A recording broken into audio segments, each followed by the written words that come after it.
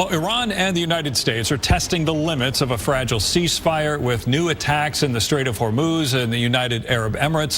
ሰላም ጤና ይስጥልን የተከበራችሁና የተወደዳችሁ የሰሞነኛ ቤተሰቦች እንደምን አላችሁ? በእለቱ የተሰሙ ወታደራዊ መረጃዎችን ወደናንተ ለማድረስ ተገኝተናል። ዛሬ ከምንመለከታቸው ጉዳዮች መካከል የሱዳን ጦር ድንበሬን ጥሶ ገብቷል ያለውን የኢትዮጵያ ድሮን መጥቶ መጣሉን በይፋ አሳውቋል።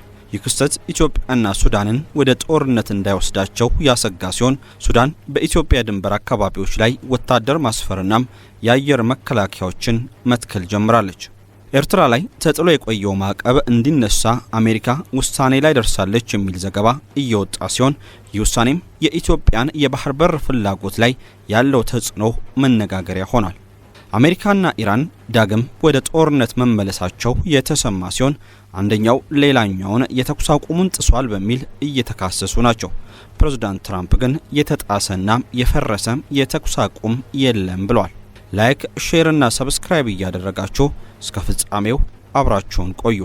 የህልሞን ኑሮ እርስዎ ብቻ ሳይሆኑ ብዙሃኑ የመዲናችን ነዋሪ ለመኖር በሚመኝበት ሲኤምሲ አዲስ አፍሪካ ኮንቬንሽን ሴንተር ፊት ለፊት አዘጋጅተንልዎታል። በኢትዮጵያ በብቸኝነት ባለ 5 ኮከብ አፓርትመንት የሚገነባው ባለዝናው ድሪም ቢልደር ሪል ስቴት ከ5.3 ሚሊዮን ብር ጠቅላላ ክፍያ ጀምሮ ዘመናዊ አፓርትመንቶችን ከታላቅና እውነተኛ የ30 በመቶ ቅናሽ በካሬ 98888 ብር ብቻ አቅርበንላችኋል። በ23000 ካሬ ላይ ባረፈው የመኖሪያ መንደር የመዋኛ ገንዳ፣ የልጆችና የአዋቂዎች መዝናኛ፣ ጂምናዚየም ከስቲምና ሳውና ጋር ከዚህም በተጨማሪ 3000 ካሬ ግሪን ኤሪያ፣ የተንጣለለ የመኪና ማቆሚያና 3 ቦል ኮርትን ያሟላ ነው። ከባለ 1 እስከ ባለ 3 መኝታ እንደ ፍላጎቱ ከ720 ሺህ ብር 10 በመቶ ቅድመ ክፍያ ጀምሮ ከ50 በመቶ የባንክ ብድር አማራጭ ጋር ኑሮውን እንዲያዘምኑ አመቻችተን እንካችሁ ብለንዎታል። ለበለጠ መረጃና ሳይቱን ለመጎብኘት በ0912 96 66 54 ወይንም በ0928 53 64 28 ይደውሉ። ድሪም ቢልደር ሪል ስቴት። የኢትዮጵያን ድሮን መትቼ ጣልኩ። ሱዳን እንደ አውሮፓውያን አቆጣጠር ግንቦት 2026 የሱዳን ጦር ኃይሎች ከኢትዮጵያ ተነስቶ የሱዳንን ሉዓላዊነት የጣሰናም በካርቱም አየር ማረፊያ ላይ ጥቃት የሰነዘረም የኢትዮጵያ ንብረት የሆነም የአኪንቺ ድሮን መጥተው መጣላቸውን በይፋ አሳውቋል። የሱዳን ጦር እንዳስታወቀው ከኢትዮጵያ ባህር ዳር አየር ማረፊያ የተነሱ ድሮኖች በካርቱም ዓለም አቀፍ አየር ማረፊያና በተለያዩ የጦር ግንባሮች ላይ ተደጋጋሚ ጥቃቶችን ሰንዝሯል።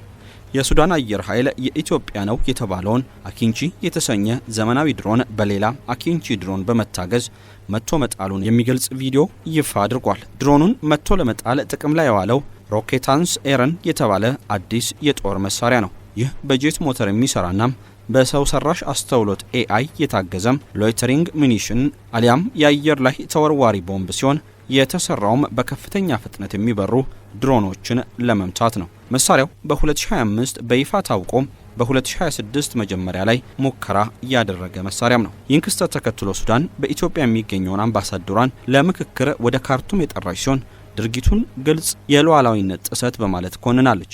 ይህ ክስተት በአፍሪካ ምድር ለመጀመሪያ ጊዜ ሁለት ዘመናዊ የድሮን ቴክኖሎጂዎች የተጋጠሙበት ሆኖም ተመዝግቧል። ሁለቱም ሀገራት ከቱርክ የጦር መሳሪያ አምራች ባይካር የተገዙ ድሮኖችን መጠቀማቸው የቱርክ የጦር መሳሪያ ኢንዱስትሪ በቀጠናው ላይ ያለውን ከፍተኛ ተጽዕኖም ያሳያል። ሱዳን ድሮኖቹ የተገኙት ከተባበሩት አረብ ኤሚሬትስ UAE እንደሆነና በኢትዮጵያ በኩል ደግሞ ድጋፍ እየተደረገላቸው ወደ ሱዳን እንደሚገቡ ትከሳለች። ይህ ደግሞ የሱዳን የእርስ በርስ ጦርነት ወደ ቀጠናዊ ቀውስ እያደገ መምጣቱን ያመለክታል። የኢትዮጵያ ውጭ ጉዳይ ሚኒስትር የቀረበውን ክስ መሰረተ ቢስ በማለት ውድቅ አድርጎታል። ኤሚሬትስ በበኩሏ ለፈጥኖ ደራሽ ኃይሎች RSF ድጋፍ እንደማታደርግ በተደጋጋሚ ገልጻለች። ይህ የድሮን ጦርነት በሱዳንና በኢትዮጵያ መካከል ያለውን የድንበር ውጥረት በተለይም በአልፋሽጋ አካባቢ ይበልጥ ሊያባብሰው እንደሚችል ተገምቷል። በተጨማሪም በሱዳን ጦርና በፈጥኖ ደራሽ ኃይሎች መካከል ያለው ጦርነት ወደ አየር የበላይነት ሽኩቻም እየተቀየረ መሆኑን ያሳያል። በሌላ በኩል ሱዳን በቤኒሻንጉል ጉሙዝ አዋሳኝ በሆነው በብሉ ናይል ግዛትና ከአማራ ክልል ጋር በሚያዋስናት አወዛጋቢው የአልፋሽጋ ድንበር ላይ ተጨማሪ ወታደሮችንና የጸረ አውሮፕላን መከላከያዎችን ማሰማራቷ ተዘግቧል። የሱዳን ጦር ይህን እርምጃ የወሰደው የሁለቱን ሀገራት ድንበር ተከትሎ ውጥረት በነገሰበትና ክስ በተሰነዘረበት ወቅት መሆኑ ተመላክቷል። እስካሁን ባለው መረጃም የኢትዮጵያ ባለስልጣናት ለዚህ ጉዳይ የሰጡት ምላሽ የለም። አሜሪካም የኤርትራን ማዕቀብ ልታነሳ ነው።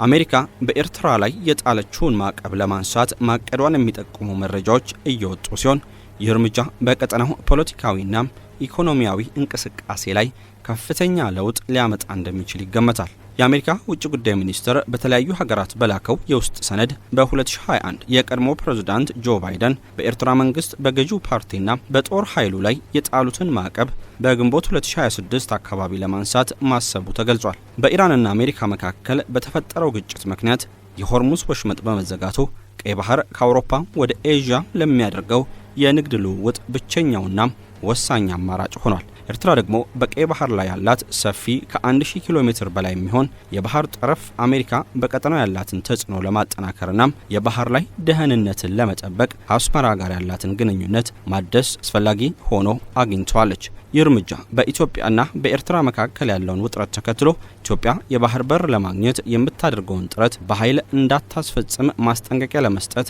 ያለመ እንደሆነ ተንታኞች ይገልጻሉ።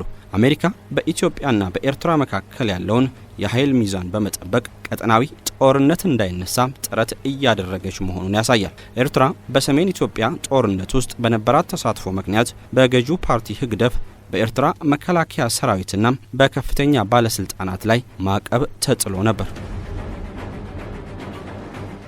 ምንም እንኳን አሜሪካ ማዕቀቡን ለማንሳት ብታቀድም እንደ ሂዩማን ራይትስ ዎች ያሉ የሰብአዊ መብት ተሟጋቾች በኤርትራ የሰብአዊ መብት አያያዝ ላይ ለውጥ ሳይመጣ ማዕቀቡን ማንሳቱን እየተቃወሙት ይገኛሉ።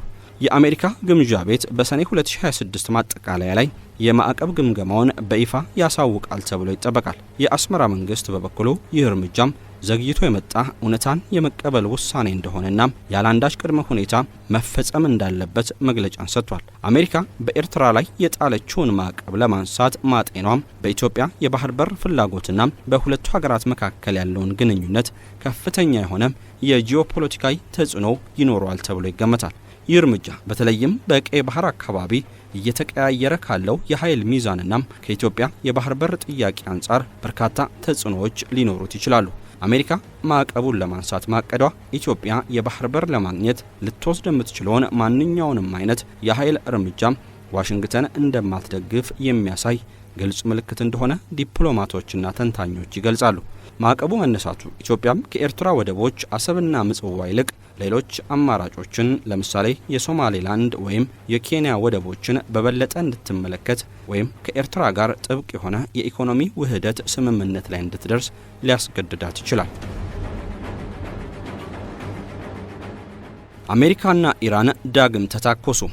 የአሜሪካና የኢራን ወታደራዊ ኃይሎች በሆርሙዝ የባህር ወሽመጥ አካባቢ ዳግመኛ የተኩስ ልውውጥ ማድረጋቸውን ተከትሎ በመካከለኛው ምስራቅ ያለው ውጥረት ወደ አዲስ ምዕራፍ ተሸጋግሯል። የአሜሪካ መከላከያ ሚኒስትር ፔንታጎን እንደገለጸው የኢራን ኃይሎች በባህር ወሽመጡ በኩል ሲጓዙ በነበሩ 3 የአሜሪካ ጦር መርከቦች ላይ ያለ ትንኮሳ ጥቃት በመሰንዘራቸው አሜሪካ በኢራን የጦር ተቋማት ላይ የአየር ጥቃት ፈጽማለች። ፕሬዝዳንት ዶናልድ ትራምፕ የአሜሪካ ጦር በኢራን ላይ የፈጸመው ጥቃት የፍቅር መለኪያም አሊያም ላቭ ታፕ ሲሉ የገለጹት ሲሆን ይህ እርምጃ የተኩስ አቁም ስምምነቱን እንደማያፈርስ ተናግሯል። ትራምፕ ከጋዜጠኞች ጋር በነበራቸው ቆይታ የተኩስ አቁሙ በስራ ላይ ነው፣ አልተቋረጠም በማለት ስምምነቱ አሁንም እንደሚቀጥል አረጋግጧል። ኢራን በአፋጣኝ የሰላም ስምምነት ካልፈረመች አሜሪካ በጣም ጠንካራና የከፋ ጥቃት እንደምትሰነዝር አስጠንቅቋል። የተኩስ አቁሙ መቆሙን የምታውቁት ከኢራን ሰማይ ላይ ትልቅ ብርሃን ሲወጣ ነው በማለት ዝተዋል።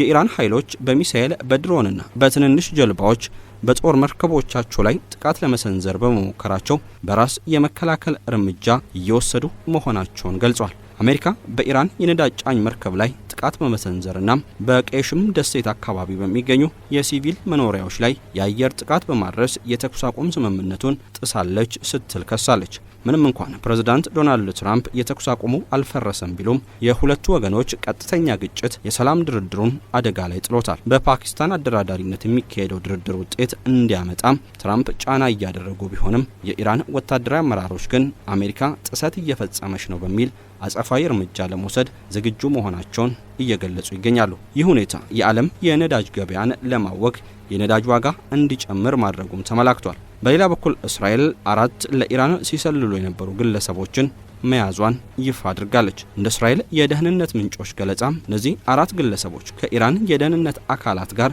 ግንኙነት በመፍጠር ለስለላ ተግባር ተሰማርተዋል በሚል ተጠርጥረው ተይዘዋል።